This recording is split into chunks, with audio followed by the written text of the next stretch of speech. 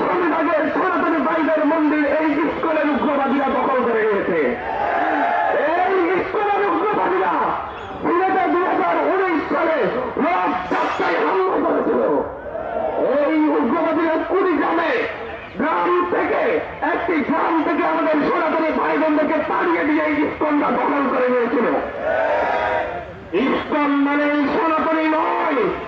আমার সামনে বাংলাদেশে এই উপমহাদেশে ইস্কন জঙ্গিবাদ চালাচ্ছে, উগ্রবাদিতা চালাচ্ছে।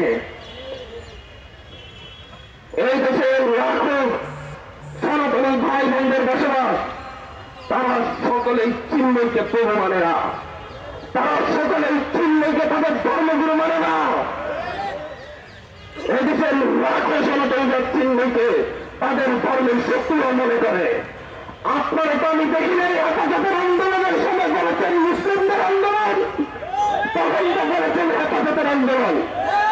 আমি তো দেখিলে আল্লামা সাঈদীকে অ্যারেস্ট করার পরে আপনারা বলেছেন যে মুসলিম নেতাকে অ্যারেস্ট করা হয়েছে, আল্লামা সাঈদী ছিল, তাহলে এখন কেন চিন্ময় দাসের ক্ষেত্রে সনাতনী নেতাকে অ্যারেস্ট করা হয়েছে বলে প্রচার করবে? বাংলাদেশের মাটিতে দেশে দিল্লির এজেন্ডা বাস্তবায়ন করতে দেওয়া হবে না। আপনাদেরকে আমি আজকে এখান থেকে বলতে চাচ্ছি, গতকালকে আমি একটি টকশোতে বলে এসেছি, চিন্ময় দাস কিংবা ইস্কনকে পার্লামেন্টের সনাতনী হিসেবে প্রচার করার কারণেই মূলত আজকে এটা এতদূর এসেছে। একটি গোষ্ঠী বাংলাদেশের জামাত ইসলাম যেমন একটি ধর্মীয় সংগঠন, বাংলাদেশের আপাতত ইসলাম যেমন একটি ধর্মীয় সংগঠন, বাংলাদেশের খেলাফত মজলিস যেমন একটি ধর্মীয় সংগঠন, চিন্ময়ের সেই হিন্দু জানানি মঞ্চে একটিমাত্র ধর্মীয় সংগঠন, এটা সকল হিন্দুদের প্রতিনিধিত্ব করে না। এই জঙ্গিবাদী এই সংগঠন দীর্ঘ সময় ধরে বাংলাদেশের শিশু কিশোরদের, কোমলমতি শিশু কিশোরদের তাদের উগ্রবাদিতায় লিপ্ত করার জন্য ষড়যন্ত্রে লিপ্ত ছিল। তারা শুধুমাত্র এদেশের মুসলিমদের উপর আঘাত করেনি, তারা দীর্ঘ সময় ধরে এদেশের আবহমান কাল ধরে চলে আসা বিভিন্ন সনাতনী ধর্মের মন্দিরগুলোতে হামলা করেছে। এই ইস্কনের সদস্যরা আজকে শুধুমাত্র এখানে আমাদের আলিফ ভাইকে হত্যা করেনি, আপনারা ভুলে যাবেন না পাহাড়ি অঞ্চলে মুসলিম একজন ইমামকে হত্যা করেছিল। ইতিহাস দেখে দেখে কেন এই জঙ্গিবাদী ইস্কনের বিরুদ্ধে, ইস্কনকে নিয়ে কেন নিউজ কভারেজ হয় না? কেন তাদের লক্ষ্য উদ্দেশ্য ধরে ধরে কেন নিউজ কভারেজ হয় না? কেন একটি টেলিভিশন বলবে কোটেশন ছাড়াই তাদের ইয়েতে উল্লেখ করবে যে হচ্ছে আলিফকে হত্যা করেছে মুসলিম আইনজীবীরা, হিন্দু বলে হত্যা করেছে, এই কথা কিভাবে আসবে? এটার উদ্দেশ্য প্রণোদিত ভাবে হয়েছে। আজ বলতে চাচ্ছি বিভিন্ন মিডিয়া পরিচালনা পর্ষদে কামরুল ইসলামের ভাই বসে আছে, এদিকে কামরুল ইসলামের 5ই আগস্ট পর্যন্ত আমরা রক্ত দিয়ে দিন নাই, আমার ভাই রক্ত দিয়েছে সেই দিল্লির এজেন্ডা বাস্তবায়নের জন্য নয়। দিল্লিতে দেশের শেখ হাসিনা তার সেই দেশের মোদীকে নিয়ে আমার বাংলার মাটির দিকে হাত বাড়াচ্ছে। এই দেশের নাস্তিক পত্রিকা সেই দিল্লি থেকে যে দরজ ভাই হাত বাড়াবে, সেই হাত ভেঙে গুটিয়ে রেখে দেওয়া হবে।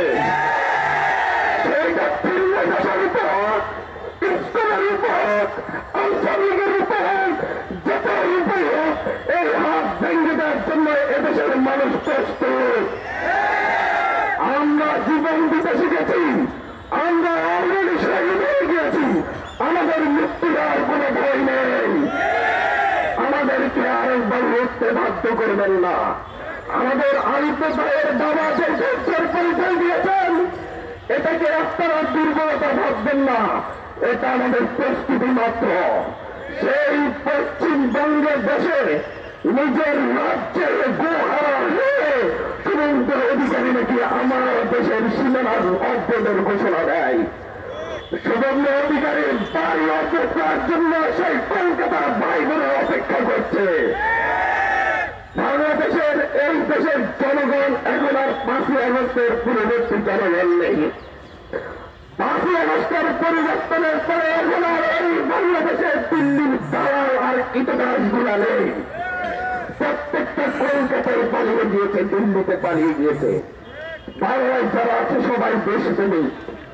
এই দেশপ্রেমিকদের মধ্যে এখনো সেই দিল্লির দালালদের যেই চারটা এখন লুকিয়ে আছে, তাদের বিরুদ্ধে দেশের সকল ছাত্র সংগঠন একসাথে গত পরশু দিন জিরো টলারেন্স ঘোষণা করেছে। আমরা এতদিন ধৈর্য ধরেছি আইন শৃঙ্খলা বাহিনী সন্ত্রাসী ছাত্রলীগকে গ্রেপ্তার করবে। আমরা ধৈর্য ধরেছি আইন শৃঙ্খলা বাহিনী মুজিববাদী আওয়ামী লীগের সন্ত্রাসীদেরকে গ্রেপ্তার করবে। আমরা ধৈর্য হারা হয়েছি। আজ তো সেই গত পরশু থেকে সিদ্ধান্ত নেওয়া হয়েছে, যেখানে সন্ত্রাসী ছাত্রলীগকে দেখানো হবে সেখানে গণপিটুনি দিয়ে পুলিশের সাথে করা হবে। আর ধৈর্য ধরা হবে না। লড়াই আমাদের 5ই আগস্ট নতুন ভাবে শুরু হয়েছে। আমরা এই লড়াই লড়ছি, এই লড়াই আমরা লড়ে যাবো, এই লড়াই দীর্ঘ হবে, তবে আমাদের পথ শেষ হবে না। ধন্যবাদ জানাচ্ছি আজকের এখানে আগত ছাত্র জনতাকে। শুধু একটা কথাই আমাদের উদ্দেশ্য, একটা কথাই আমরা বলবো, এই বাংলাদেশে হাজার হাজার বছর ধরে সাম্প্রদায়িক সম্প্রীতির সাথে দেশের মানুষ বসবাস করে এসেছে।